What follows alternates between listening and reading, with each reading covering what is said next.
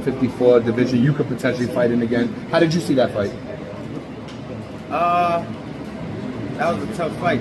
It could have been a draw. It could have been a draw only because the other guy scored 2 knockdowns.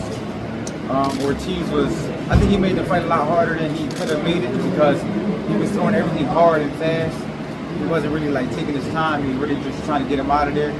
And I think he kind of tired himself out, and that's why Bullcheck was able to stay in the fight and land some big punches. But it was a hell of a fight. I had it a draw. Danny, what do you think about Crawford versus Canelo? There are a lot of people that think that fight might happen. You know, at the end of the day, they're 2 great pound-for-pound fighters, and if they feel like, you know, it makes sense and they want to fight each other, stylistically, it's a great fight. But, you know, Canelo, he's a big dude. And I think it'd be hard for anyone to beat him at 168. But, you know, it's definitely a big money fight, and that's why we're all in boxing. You know, to make the biggest fights and try to be great. I asked you both September, former opponent of yours, Canelo, Crawford. It's looking like we're going to get it, hopefully. You know, it is boxing. For me, there's a part of me, of course, that wants to see it because I want to see if Bud will be able to do it. But there's a part of me that don't want Bud to have to go all the way up to 168 pounds and run that risk. I would like to see him get a fight at 54 and then go out like Andre Ward went out on top. Yeah. What's your thoughts on the fight as a whole? You know, I think Bud is out for the best.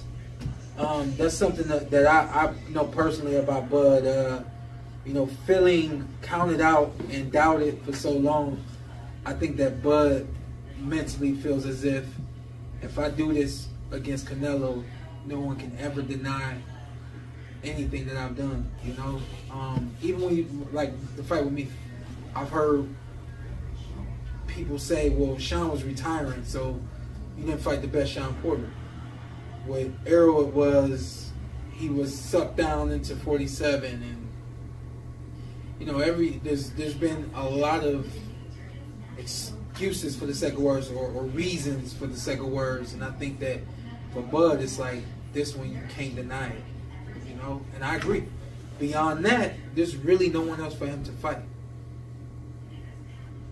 He fought himself into what I like to say, out of this world. He fought himself into being on another stratosphere.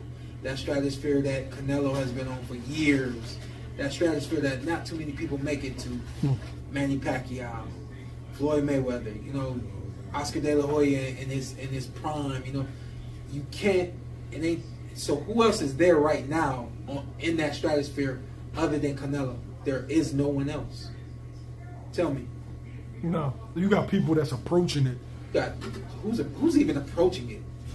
At 54 or not at 54. I'm just saying people in boxing. You got Inoue. Benavidez is approaching it. I think Inoue is probably about to jump Did Bevo get it with this past one? Yeah, I think they fought themselves into that stratosphere. But again, it's just them alone. You know what I mean? There's nobody else. Oh, but who's what is he Australian? What's his name? Opataya. Opataya. Yeah, I don't know. Opataya. Is he Australian or he's from like? But it's the same weight class though, right? No, it's cruiserweight. Opataya is cruiserweight. Yeah, he is cruiserweight. Yeah. So, I think that this fight's on time for both of you guys. You know, everybody wants to see Benavidez in the ring with Canelo, as do I. But I don't think Benavidez. I think he's still roaming around on Earth. You know what I mean? For the sake of words. It really ain't, to me, there's nobody else. I think that they are the only fighters at the same level that could command every aspect of what a big boxing event commands. If you were to get it done, how do you get it done? Is that what you said? Yeah, if you were to get it done against Canelo, how does Crawford get it done? Like, you know, the thing with Crawford, which is pretty cool, is he can kind of transform seamlessly and do different things in the ring, which is pretty cool for him. Like for an example, he can box from the outside and get to the body. Me, I had to actually, slip and slide and get low and get in there and get to the body, So he has an approach of being aggressive that's different from even from my approach to being aggressive. He's tall and long, so being in range is just aggressive enough for him. For me, I had to actually be in there and on you, So believe it or not, I think that Crawford is the more versatile fighter, and I think it takes him using all that versatility to beat Canelo Alvarez. That said, two names that come to mind, and you can answer both of them the same way. Do you think he fights Terence Crawford? Because that's the rumored match that everybody thinks is going to happen in September. And do you think before he retires, does he give Benavidez a chance? I think they do the Crawford fight. I'm not very excited for it either, but I think they do it because so much money that's being poured out there, and Crawford obviously also would like to take that fight because he's gonna make the biggest paycheck ever. Canelo will see it like a fight that he's not gonna get hurt. Even if he were to lose that fight, he's not getting hurt. Yeah. But he is gonna collect fucking 80, 100 million or whatever the fuck he's gonna collect. It's a lot of money, so he'll take it. I don't think he ever faces Benavidez or any of these other big guys like that. He's not going to be risking getting hurt no matter what price is out there. I doubt that they ever do those fights. It would have to be something fucking astronomical. Something where, the price of these next 4 fights for him is the price of one fight with Benavidez. Maybe he might do something like that, but I doubt it. Look at his last few fights. He's taken fights that have very low risk, but he's still making fucking 40, 50, 60 million dollars or whatever he makes, And now that he did this 4-fight deal, I think with Turkey, I'm not sure, but I heard it was like a $400 million, something like that. Come on, and he gets to pick the opponents. He's not gonna pick anything dangerous. It's a huge fight.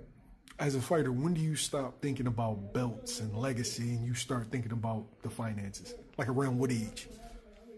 Well, you never lose that. You never lose that feeling of want to become a world champion. That's probably like the greatest feeling that. That's probably the greatest feeling that you could probably, as a person, feel being a world champion. Besides like having a kid, so you never lose that feeling of wanting to be a world champion. Now, the paydays and the money, of course, you can't fight forever. So when you're 35, 36, 37, 38, you hit touching 40 years old, then you start thinking about, what's the best fights for me? I worked hard my whole life. I won multiple divisions. I paid my dues in boxing. I sacrificed my whole life. So now you got to start thinking about life after boxing and the biggest fight so you could be good when it's all over and said and done. Who wins that fight, Danny? Which one? Crawford, Canelo, 68.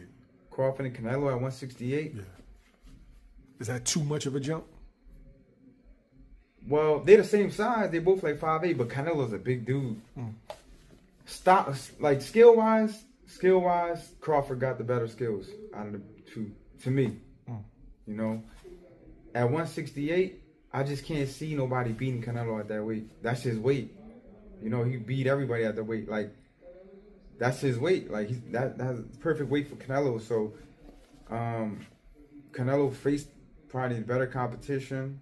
He's going to be the bigger guy, stronger. So, if they fought each other right now at 168, Crawford got the skills, but I'll probably go with Canelo, because I really can't see. Oh, besides Benavidez, that's probably the only guy that could probably beat Canelo at 168, but I can't see nobody else beating Canelo at 168. That's his weight.